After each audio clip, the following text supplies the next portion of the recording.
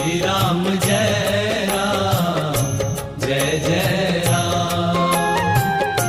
श्री राम जय राम जय जय राम। श्री राम जय राम जय जय राम। श्री राम जय राम जय जय राम। श्री राम जय राम जय जय राम। श्री राम जय राम जय जय राम। उसको अपनी अपनी बुद्धि के अनुसार, अपनी अपनी समझ के अनुसार महापुरुष समझाने की कोशिश करते हैं। आप सब जानते हैं, अच्छे ढंग से जानते हैं, जैसे ये गुलाब का पुष्प है, इसके विषय में कितनी ही व्याख्याएं की जाएं, कितने ही प्रवचन किए जाएं, पुस्तकें लिखी जाएं, इसका चित्र बना दिया जाए अथवा कागज का या अन्य पदार्थों से बिल्कुल ऐसा ही पुष्प बना दिया जाए, फिर भी गुलाब को समझने के लिए गुलाब का पुष्प ही आवश्यक है। उस परमात्मा को समझने के लिए, वो जो परमात्मा है हमारे मन बुद्धि वाणी का विषय नहीं है, परंतु वह जब कृपा करते हैं, अनुग्रह करते हैं, भक्त साधना करते करते थक जाते हैं और परमात्मा तक पहुंचने में अपने आप को असमर्थ पाते हैं,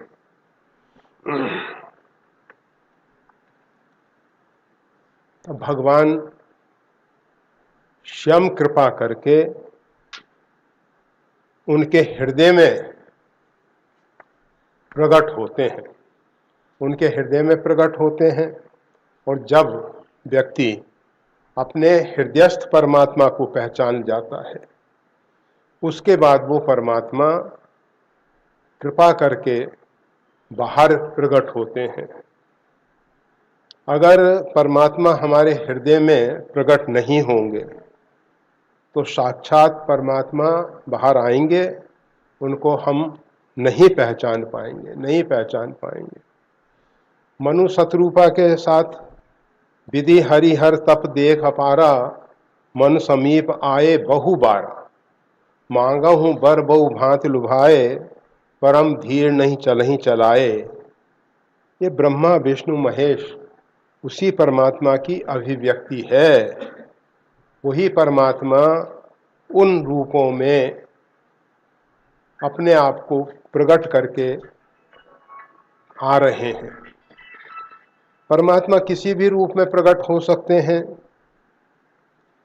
परमात्मा सर्वरूप है और सब रूपों से परे भी हैं। वो जो परे हैं उसके प्रकट होने का प्रश्न नहीं। क्यों?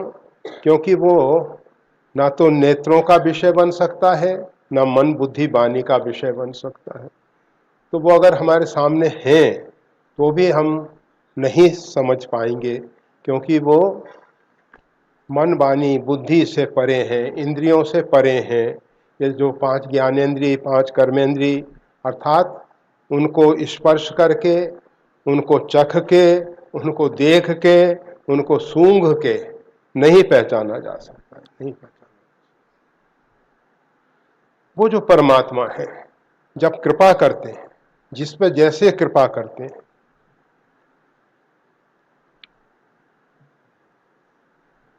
और कृपा कब करते हैं? मन क्रम वचन छाड़ चतुराई, भजत कृपा करिहे रघुराई। ये हम अपनी चतुरता छोड़ दें।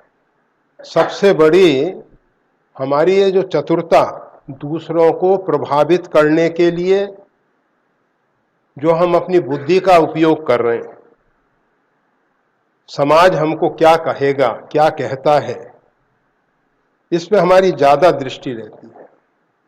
हमारी अंतरात्मा हमको किस रूप में देखती है, स्वीकार करती है, उस तरफ हमारी दृष्टि नहीं जाती है। परमात्मा हमको किस रूप में देखेंगे, उस तरफ हमारी दृष्टि नहीं जाती है। परमात्मा सर्वज्ञ हैं। पार्वती जी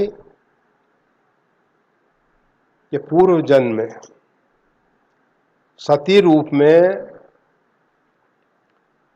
सती कीन सीता कर वेशा, सीता जी का वेश बना के आ गए।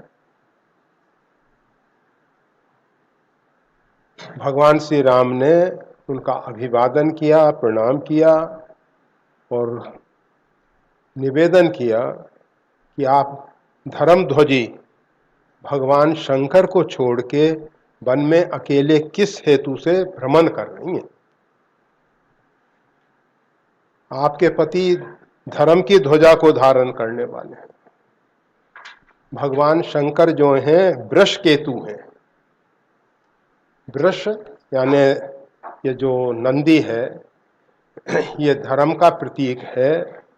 जब हम शंकर जी के मंदिर में जाते हैं तो बाहर नंदी जी खड़े होते हैं। नंदीश्वर ने बहुत तपस्या की और तपस्या करके भगवान से वरदान प्राप्त किया कि प्रभु हम आपकी सेवा में आपका सानिध्य चाहते हैं। भगवान शंकर ने उनकी प्रार्थना स्वीकार की और उनका अपना वाहन बना लिया। मतलब भगवान शंकर को नंदी जी वाहन करते हैं, अपने ऊपर लेके चलते हैं, वाहन बनते हैं। वो है धर्म का प्रतीक। धर्म के 4 पैर कहे गए हैं, तप, शौच, दया और सत्य। तो ये 4 पैरों से युक्त धर्म जो है भगवान के दरबार में सामने खड़ा हुआ है, शिव के दरबार में सामने खड़ा हुआ है। भगवान शंकर के दरबार में वही व्यक्ति प्रवेश कर सकता है जो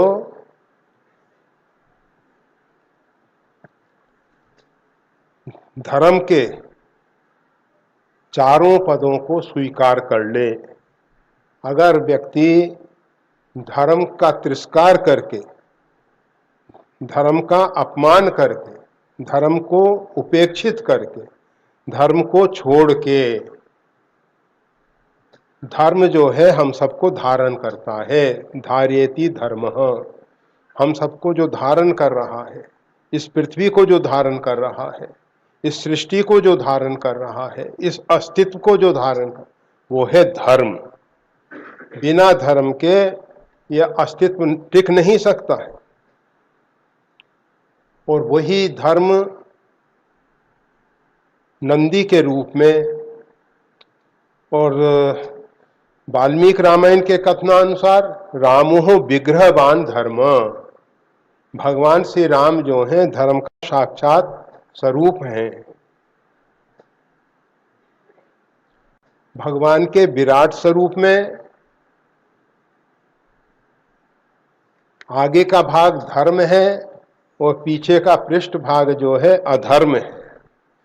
जब हम भगवान की तरफ सन्मुख होते हैं तो धर्म हमारे अंदर अवतरित हो जाता है।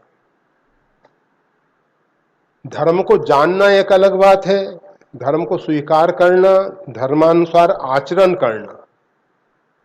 दुर्योधन कहता है जानाति धर्म, मैं धर्म को जानता हूं, जानामि अधर्म, मैं अधर्म को भी जानता हूं, फिर भी अधर्म से मेरी निवृत्ति नहीं है और धर्म के प्रति मेरी प्रवृत्ति नहीं है। धर्म में प्रवृत्ति होनी चाहिए, अधर्म से निवृत्ति होनी चाहिए। हमेशा भगवान के सन्मुख रहने की कोशिश करनी चाहिए। और इसीलिए कहा गया है सन्मुख होई जीव मोई जबहि, जन्म कोट अघ नासई तब। जब जीव भगवान के सन्मुख होता है, करोड़ों जन्मों के पाप नष्ट हो जाते हैं। ये जीव जो है अनंत काल से परमात्मा से अलग होकर भटक रहा है। और जब परमात्मा की कृपा करुणा से ये परमात्मा को प्राप्त करता है तो इसकी भटकन दूर हो जाती है। तो भगवान शंकर के दरबार में प्रवेश करने के लिए नंदी महाराज खड़े हैं, दूसरे कच्छप। वैसे कच्छप जो हैं, 9 निधि में एक कच्छप निधि है, उसका प्रतीक है। अर्थात भगवान की सेवा में सब प्रकार की निधि, ऐश्वर्य, धन, वैभव उनकी सेवा में रहता है।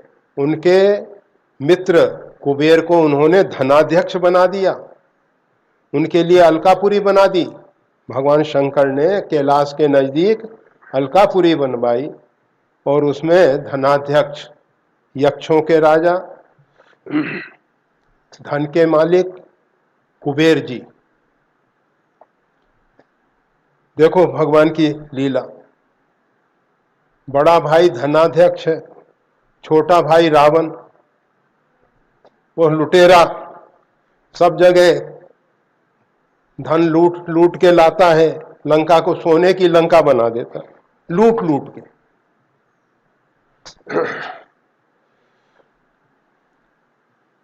वैसे इसकी मां ने चाहना की थी, जब कुबेर का ऐश्वर्य देखा, कुबेर को पुष्पक विमान पे आरूढ़ देखा,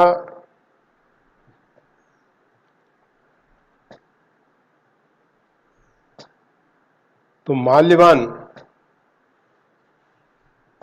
जो रावण की माता का पिता है, अर्थात रावण का नाना, तो वो सोचा कि किस प्रकार से कुबेर जैसी संतान हमारे बच्चियों के द्वारा जन्म लें। तो सोचा कि विशर्वा के पास जाना चाहिए। विशर्वा की सेवा में इन तीनों बच्चियों को रख दिया। ये निष्काम भाव से सेवा करती रहीं। जब विशर्वा मुनि ने लंबे समय तक देखा ये सेवा कर रही हैं, तो इनका मनोभाव जानना चाहा कि आप किस हेतु सेवा कर रहे हैं। तो जैसा पिता ने सिखा रखा था, माता पिता बच्चों को जैसी शिक्षा दे देते हैं, स्कूल में आप बच्चों को भेजते हैं शिक्षा के लिए, परंतु वहां की शिक्षा आपको प्रभावित कम करती है। घर की शिक्षा जो है, माता पिता की शिक्षा जो है, माता पिता जैसा आहार विहार करते हैं उसका असर बच्चों पे होता है।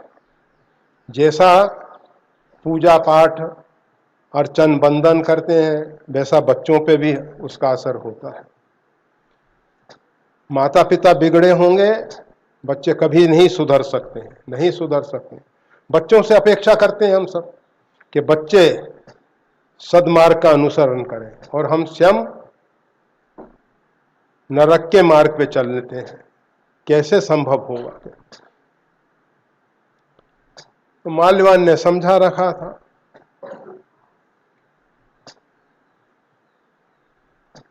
कि उनसे जब ऋषि प्रसन्न हो जाए तो संतान की अपेक्षा करना।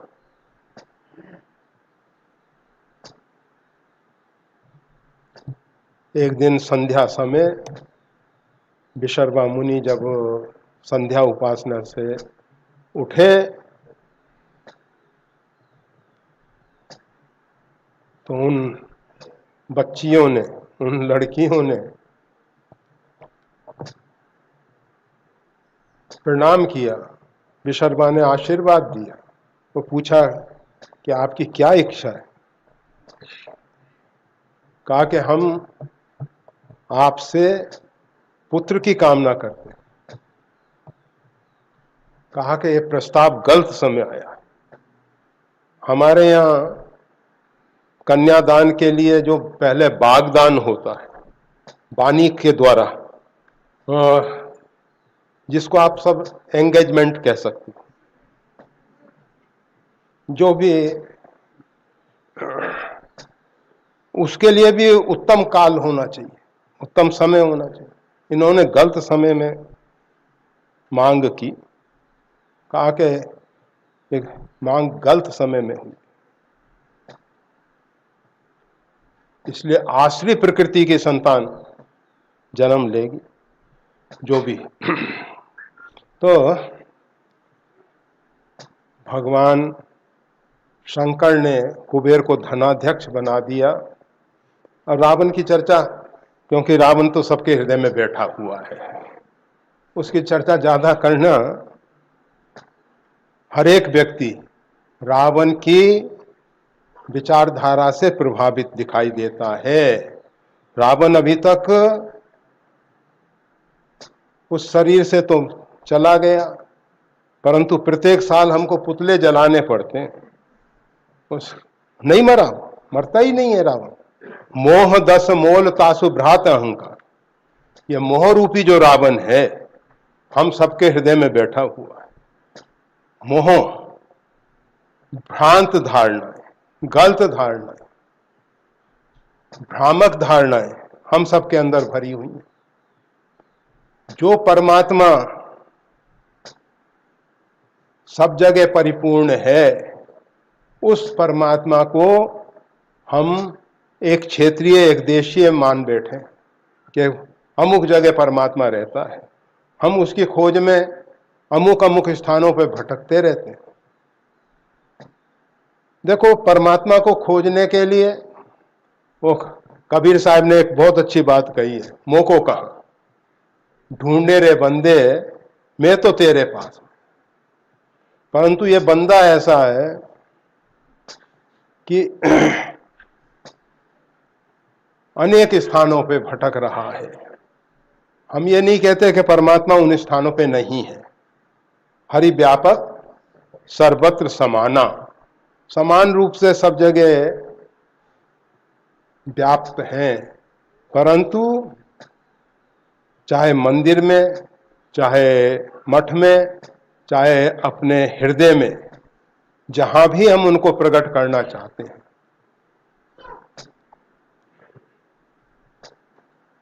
प्रेम से प्रकट हो ही में जाना, प्रेम से वो प्रकट होते हैं। और हमारे अंदर प्रेम का अभाव है। प्रेम के अंदर केवल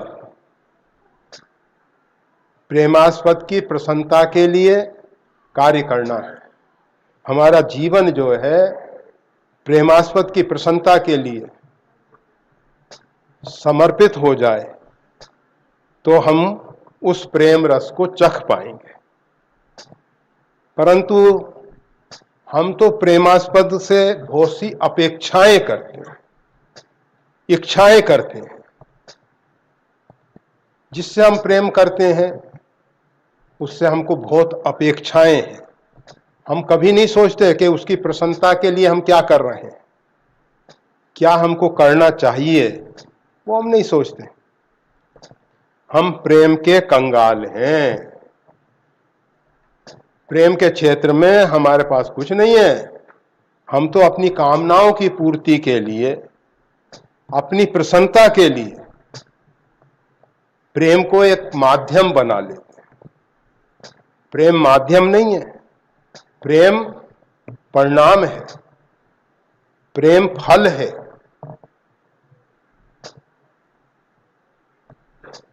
परंतु हम उसको माध्यम बनाते हैं, प्रेम का आडंबर करते हैं, दिखावा करते हैं और अपनी अपेक्षाओं की पूर्ति करते हैं, कामनाओं की पूर्ति करते हैं। प्रेम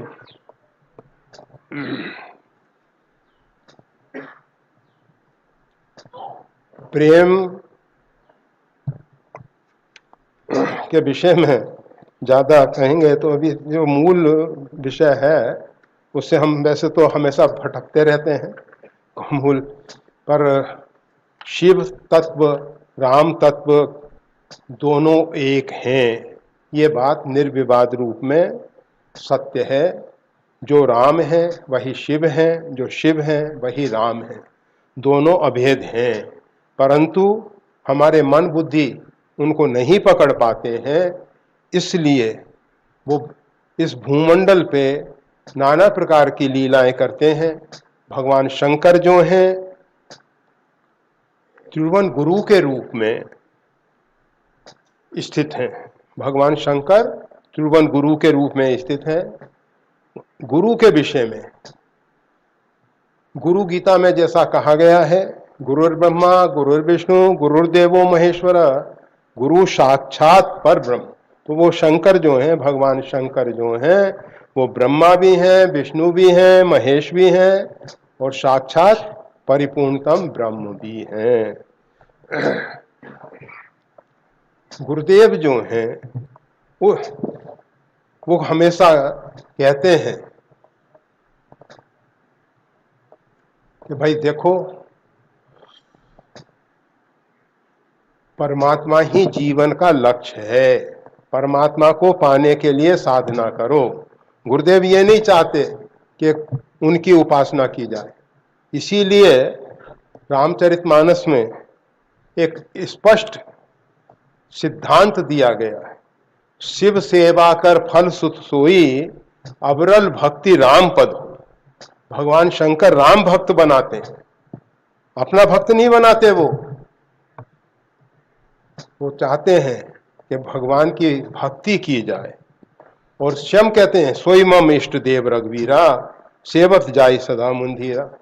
और भगवान श्री राम जब भूमंडल पे अवतरित हो, एक रूप में तो वो अपने दिव्य धाम में स्थित हैं, एक रूप में वो व्यापक हैं, एक रूप में अंतर्यामी के रूप में सबके हृदय में विराजमान है, एक में मंदिरों में आर्चा विग्रह के रूप में विराजमान है, और उनका जो पांचवा रूप है वो अवतार। तो जब भगवान श्री राम भूमंडल पे अवतरित होते हैं तो अवतार में वैसे श्री अयोध्या धाम में 4 प्रधान द्वार थे, और 4 मतलब अयोध्या धाम भगवान का दिव्य साकेत धाम। भूमंडल पे जब भगवान अवतरित होते हैं तो ये वसुंधरा पे वो पवित्र भूमि जिसमें भगवान श्री राम का आविर्भाव होता है, वो श्री अवध धाम, श्री अयोध्यापुरी मस्तके, सप्तपुरी मोक्षदायिकाओं में अयोध्यापुरी को मस्तक कहा गया है। तो उसमें 4 शिवालय प्रधान थे, और महाराज दशरथ शिवार्चन करते थे। वैसे उनके घर पे कुल इष्ट देव श्री रंग भगवान, भगवान नारायण उनके घर में इष्ट देव के रूप में पूजे जाते थे, और नगर में चारों तरफ, चारों दिशाओं में एक एक शिवालय था। तो अयोध्या में भगवान शिव की आराधना होती थी, और भगवान श्री राम बचपन से भगवान शंकर की आराधना करते रहे। वो भगवान श्री राम परिपूर्णतम ब्रह्म हैं, फिर भी जब भूमंडल पे अवतरित होते हैं तो भगवान शिव की अर्चना करते हैं। और जब वन में गए भगवान श्री राम, पूज पार्थिव नायउ माता, तो पार्थिव पूजन करते थे, जैसे अभी श्रावण मास चल रहा है। तो सहस्त्र शिवलिंग का रोज पूजन करने वाले बहुत से लोग हैं। अब उस सहस्त्र शिवलिंग कहाँ से लाएं? तो मृत्तिका के, मिट्टी के 1000 शिवलिंग बना दिए जाते हैं। वैसे भगवान शिव की एक परम भक्ता माँ अहिल्या, होलकर स्टेट वाली माँ अहिल्या जी, गौतम नारी अहिल्या नहीं, अहिल्याबाई, अहिल्याबाई। तो वैसे भारत में महाराष्ट्र की कुछ स्टेट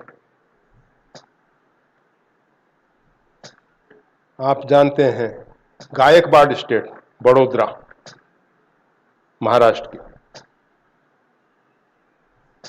इंदौर की होलकर स्टेट, ग्वालियर की सिंधिया, सिंधे से अंग्रेजों ने उनको सिंधिया बना दिया, और लक्ष्मीबाई वो भी महाराष्ट्र, जिन्होंने स्वतंत्रता संग्राम का मतलब लगभग प्रारंभ किया। लगभग, वैसे तो पता नहीं कब से लोगों के हृदय में स्वतंत्रता की आग जल रही थी कि कैसे हम सब स्वतंत्र हों, बहुत संघर्ष। तो माँ अहिल्या जी ने बहुत शिवलिंग संग्रह किया, बहुत शिवलिंग। आप महेश्वर, माँ नर्मदा का एक बहुत उत्तम घाट है महेश्वर, जहां मां नर्मदा जी का जल बहुत अधिक गहरा भरा हुआ है, बहुत गहरा है, और वहां हमेशा जल भरा रहता है। बहता हुआ जल है परंतु गहरा बहुत है महेश्वर। तो मां अहिल्याबाई ने वहां बहुत शिवलिंग, ऐसे तो भगवान शंकर की वो बहुत परम भक्ता हैं। ये जो सोमनाथ जी में जब मंदिर ध्वंस कर दिया गया तो अहिल्या माँ साहब ने वहाँ भी एक सोमनाथ जी स्थापित किए, काशी विश्वनाथ जी स्थापित किए, वो सब जगह उन्होंने स्थापनाएं की। ये जो ओंकारेश्वर है, ओंकारेश्वर में परिक्रमावासी दर्शन नहीं कर पाते। कारण क्या है? बीच टापू में नर्मदा के मध्य में ओंकारेश्वर तीर्थ है।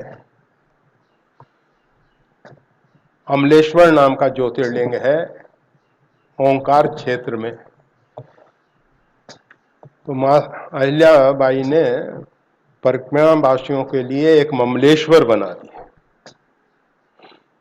और उन ममलेश्वर में ये पार्थिव पूजन रोज 1000 शिवलिंग का 12 महीने। होलकर स्टेट की तरफ से एक ट्रस्ट है जहां इस प्रकार के बहुत मंदिर हैं जिनकी व्यवस्थाएं चल रही हैं, व्यवस्था करके गए वो इस प्रकार से कि भविष्य में लंबे समय तक चलती रहे। तो हम ये बता रहे थे कि भगवान श्री राम जब वन में गए तो वन में रोज पार्थिव पूजन करते थे। पूज पार्थिव नायउ माथा, रामचरितमानस में इसका उल्लेख है। और जब लंका की ओर प्रस्थान कर रहे थे तब रामेश्वरम परम रम्य उत्तम ये धरणी, भगवान श्री राम ने देखा कि यह बहुत पवित्र तीर्थ क्षेत्र है, और इस पवित्र तीर्थ क्षेत्र को आराधना उपासना के लिए सबके लिए सुलभ करने के लिए उन्होंने रामेश्वरम की प्राण प्रतिष्ठा की है। तो वहाँ लिखते हैं, शिवजी और भुसुंड जी की कही हुई राम कथा माँ पार्वती को सुनाते हैं। लोमस मुनि शिवजी द्वारा उज्जैन में भुसुंड जी को महाकाल शिवजी से सब प्राप्त हुआ। शंकर जी ने बहुत बड़ा आशीर्वाद भुसुंड जी को दिया वो सब आपको विदित है। वो एक ऐसा उपाख्यान है। भुसुंडी जी उग्र बुद्धि और दंभ विशाला, धन मद मत परम वाचाला। धन के मद में बहुत वाचाल, बहुत बोलने वाले, उग्र बुद्धि और दंभ विशाला। ऐसी स्थिति में श्री अयोध्या में निवास करते।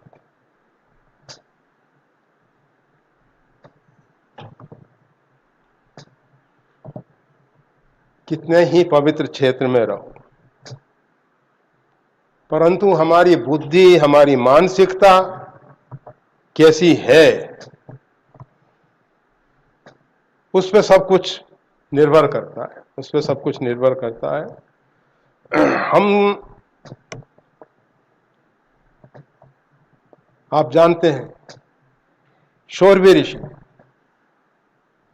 कहीं कहीं उनको शोभरी कहते हैं, कहीं सौरभी, जो भी, जल में बैठ के, जल को स्तंभित करके समाधिष्ठ रहते थे।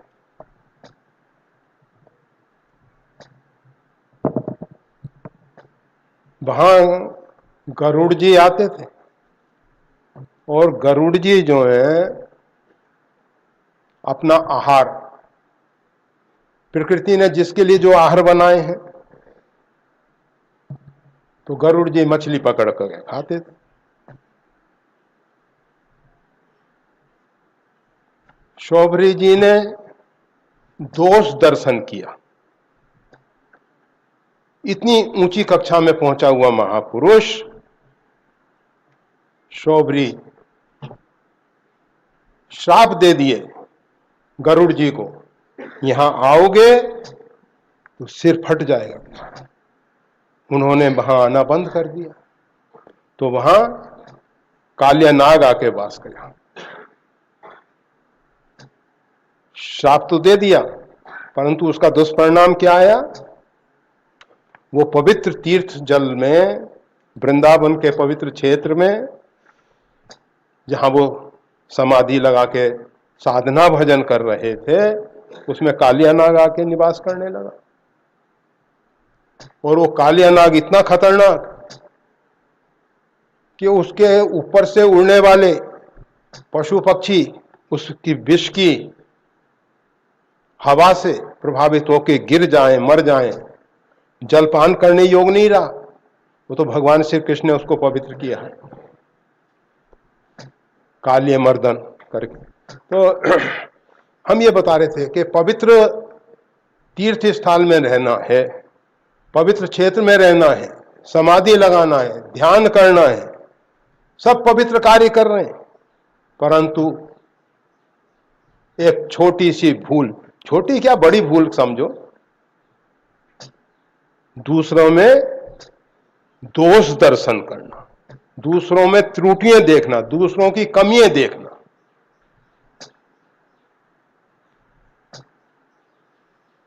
वो भूल गए कि अगर उनको गरुड़ का शरीर मिलेगा तो वो भी वही करेंगे, वही आहार करेंगे, वही, क्योंकि प्रकृति है, हर एक के लिए अपने अपने शरीर के अनुसार जैसा रस बनता है उसके योग आहार लेने पड़ते हैं। अब एक दिन देखा कि जलचर जो हैं क्रीड़ा कर रहे हैं, उनके मन में गृहस्थ आश्रम में प्रवृत्त होने की भावना पैदा हो दोष दर्शन के बाद। नहीं तो कितने लंबे समय से वो समाधि का आनंद ले रहे थे। जिसको एक बार निजानंद मिल गया, जिसको अखंडानंद मिल गया, जिसको परमानंद मिल गया, वो फिर सांसारिक विषयों की तरफ क्यों जाएगा? जिसने अमृत छक लिया, मतलब अमृत पान करके तृप्त हो गया, या फिर उसको विषय रस अच्छे लगेंगे क्या? नहीं लगेंगे, फीके लगेंगे। जो मोहि राम लागते नीके, अगर राम जी हमको अच्छे लगे, राम रस हमको अच्छा लगे, राम रसायन हमको अच्छा लगे, तो ये फिर संसार के रस सब बेकार, सब बेकार, चाहे वो खड़रस हो चाहे नवरस हो। तो हम ये बता रहे थे, दोष दर्शन का जो दुष्परिणाम आया, दोष दर्शन का क्या दुष्परिणाम आया कि उनके मन में कामेष्णा प्रकट हुई और राजा मानधाता के पास पहुंच गए, कहा कि मैं आपकी बच्चियों से विवाह करना चाहता हूं। मानधाता ने देखा ऊपर से नीचे तक, अरे बाबा जी, वृद्ध अवस्था, शरीर कृशकाय, अंगम गलितम पलितम मुंडम दसन विहीनम जातम तुंडम।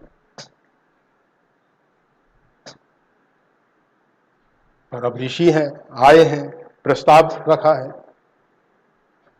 ऋषि ने अपनी मांग रखी है। अगर कुछ दूसरी बात कहें, नाराज हो जाएंगे, क्रोधित होंगे, श्राप दे देंगे।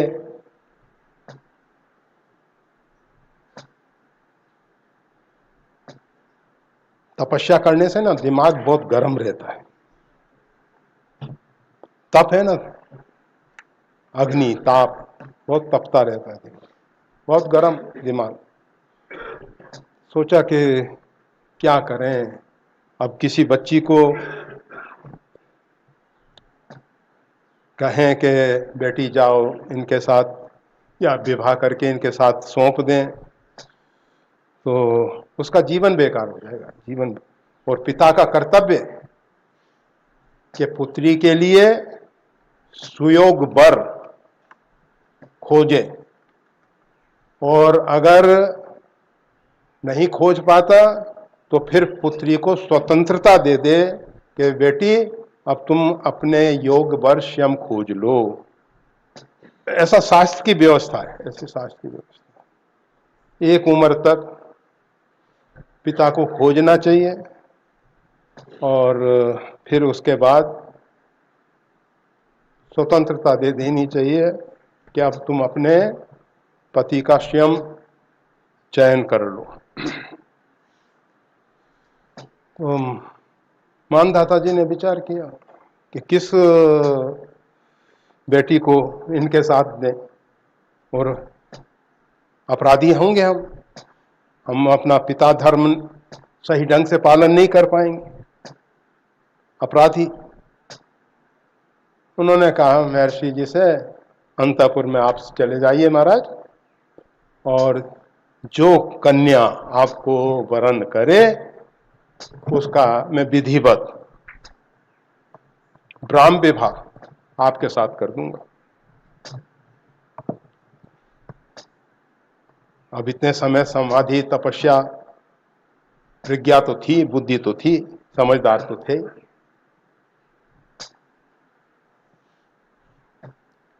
समझ गए कि ये कहना क्या चाहते हैं। आपको जो वरण करे, जो आपको स्वीकार करे। कहा अच्छा, हमको स्वीकार करने में तुरंत तपोबल से अपना स्वरूप तरुण बना लिया, और तरुण बन के अंदर। यहां ये बात समझने की है, जो व्यक्ति परमानंद पाया हुआ, परमानंद में स्थित रहने वाला, जिसमें इतनी शक्ति सामर्थ कि अपने असंख्य रूप धारण कर ले, अपने आप को तरुण या जिस मतलब काल से परे हो गए वो। ये काल के कारण हम बच्चे हैं, जवान हैं, वृद्ध हैं, ये सब काल के।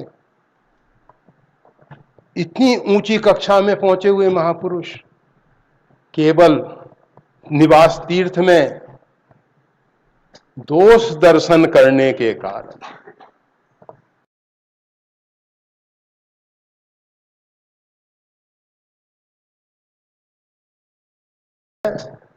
आए।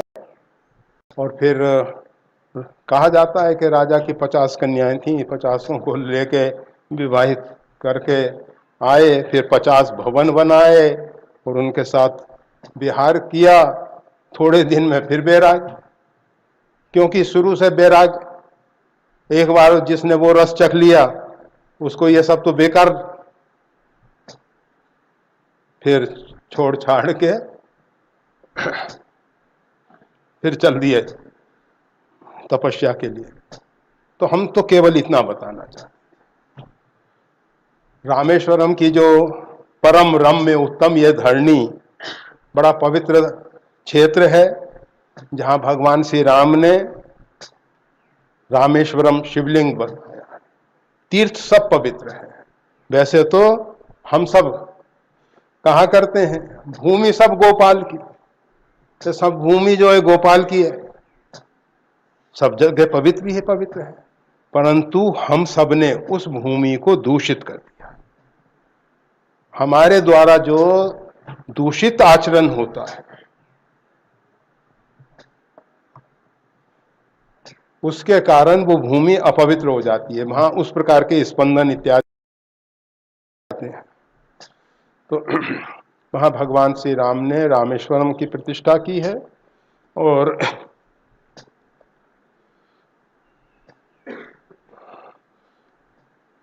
शिव जी रामेश्वरम की स्थापना करके प्रणाम करते हुए शिव जी को क्या अनुमोदन करते हैं, भगवान बताते हैं, यद यद आचरति श्रेष्ठ तत्तद देवे तरोजना। जैसा जैसा श्रेष्ठ महापुरुष आचरण कर जाते हैं वैसा इतर लोग, अन्य लोग भी वैसा आचरण करते हैं। इसलिए भगवान श्री राम ने बचपन से जिनके दृष्टि में भगवान श्री राम उनके आदर्श हैं, इष्ट देव हैं,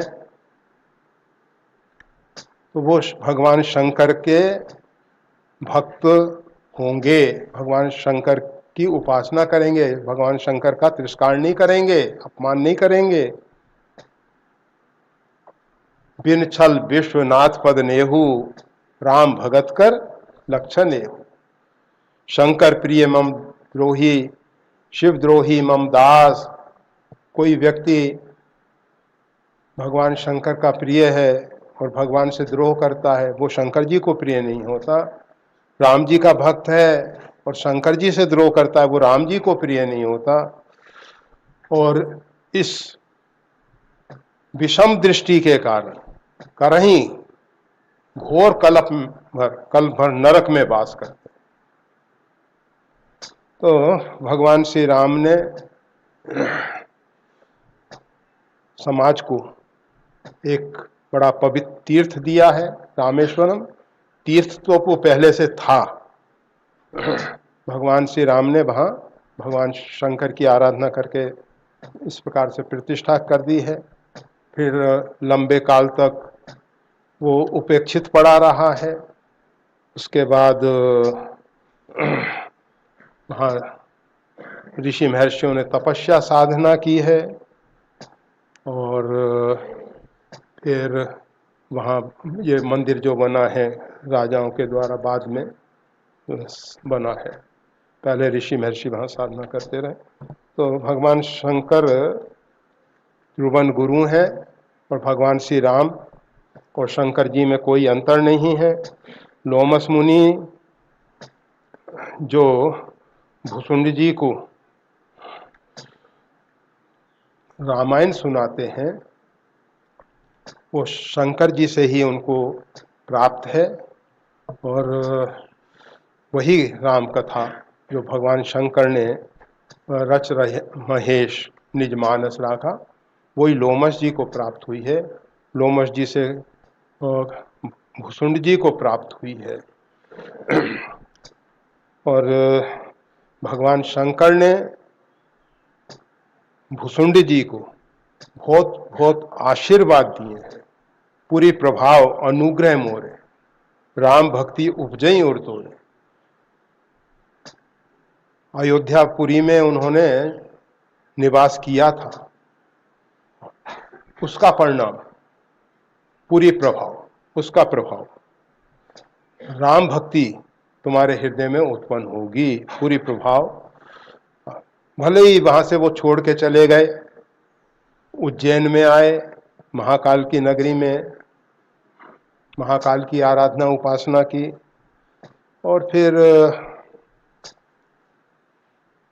अभिमान और अहंकार, वो कहते हैं रस्सी जल जाती है, बल नहीं जाता, इसी प्रकार से उग्र बुद्धि और दंभ विशाला, धन मद मत परम वाचाला। धन तो बराबर हो गया था पहले, क्योंकि 2 बार दुष्काल पड़ा श्री अयोध्या में,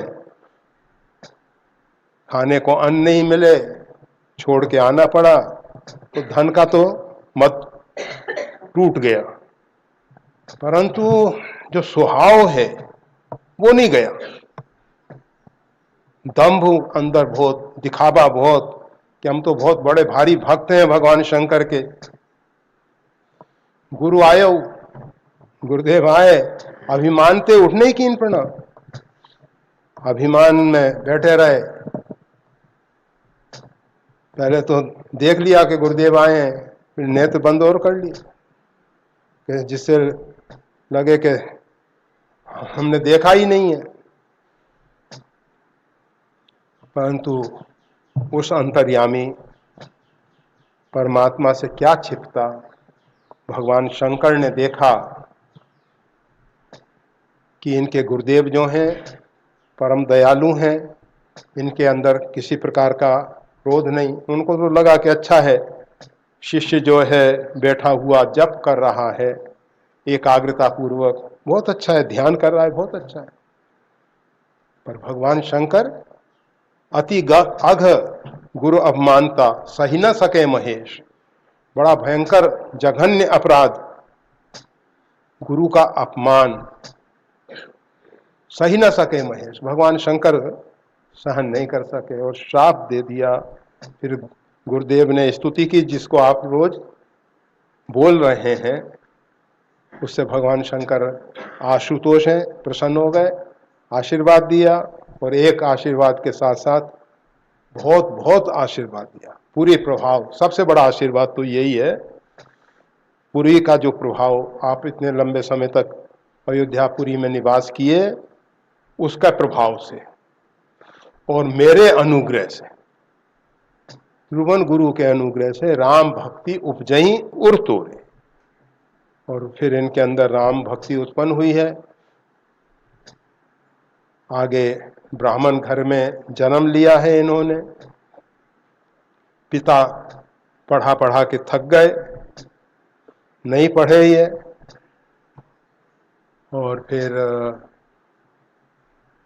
जब माता पिता का देहावसान हो गया तो वन में ऋषि महर्षियों के खोज में भटकते रहे। लोमश जी के पास गए, लोमश जी ने श्राप भी दिया, आशीर्वाद भी दिया, और राम कथा भी सुनाई, और राम मंत्र भी दिया। और फिर काकभूषण जी और शंकर जी का पुनः स्नेह, क्योंकि ये क्या होता है, हमारा चित्त जो है, हम भिन्न भिन्न शरीर धारण कर लेते हैं, परंतु हमारा चित्त साथ में रहता है।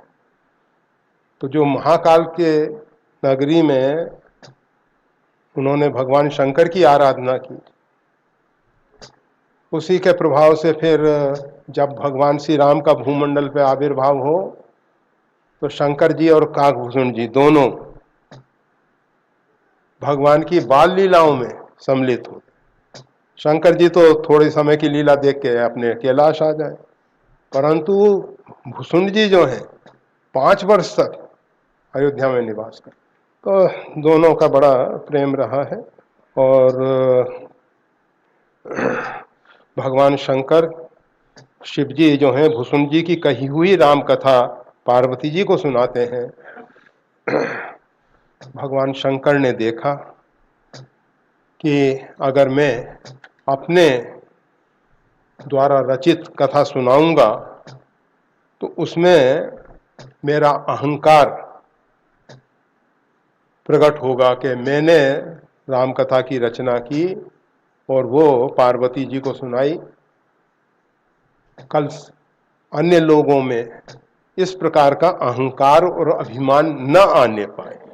तो भगवान शंकर ने दया करके, कृपा करके, करुणा करके जो काकभूषण जी के द्वारा राम कथा कही गई है वही कथा, परंतु वो काकभूषण जी के द्वारा गरुड़ जी को सुनाई गई है और वही कथा भगवान शंकर ने हंस का स्वरूप धारण करके सुनी है, वो वही पार्वती जी को सुनाई है, जिससे पार्वती जी को ऐसा ना लगे कि भगवान शंकर अपनी स्वरचित कथा सुना रहे हैं। और पार्वती जी को तो क्या, पार्वती जी के साथ हम सब लोगों के मन में इस प्रकार की धारणा आ सकती थी, तो उन्होंने कहा कि नहीं, मैंने जिस प्रकार से कथा सुनी है, ये श्रोत्रिय, हमारे यहाँ दो प्रकार की शाखाएं हैं, एक श्रोत्रिय, एक स्मार्तों की। तो सुन के उसको उसी रूप में सुना देना, ये श्रोत्रिय परंपरा है। स्मृति में जो स्मृति पटल पे रह गया उसको अपनी भाषा में अपने ढंग से वर्णन करना। जैसे गोस्वामी तुलसीदास जी ने सुनी जो रामायण है उसको फिर अपनी भाषा में, भाषाबद्ध करऊँ मैं सोई, मोरे मन प्रबोध जई होई। तो इस प्रकार से ठीक है, बस इसमें और तो बहुत ज़्यादा कुछ कहने लायक नहीं है। शिव और राम में भेद नहीं है, हमेशा एक ही हैं। भेद दृष्टि रखने वाले कितना ही नाम जप करें, ये नामापराध है। नाम के जो 10 अपराध कहे गए हैं उसमें एक अपराध ये भी है, शिव और राम में भेद दृष्टि रखना। गोस्वामी तुलसीदास जी 3 संबंध रामचरितमानस में देखते हैं। सेवक स्वामी सखा सिय पी के, भगवान शंकर भगवान श्री राम के सिय पी के, सीता जी के प्रिय श्री राम के सेवक भी हैं, स्वामी भी हैं और सखा भी हैं। 3 संबंध हैं और लीला करने के लिए वास्तविक में शिव और राम एक हैं। जय श्री राम।